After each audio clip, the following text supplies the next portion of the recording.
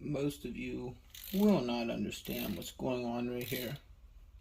But for those of you who do, for 8:30 in the morning, on a freaking Monday morning, I call this a successful week. Granted, it may be a slow week, but it'll be a successful one. This is the first stud. Here's the second, and then we have 4 more on the other side.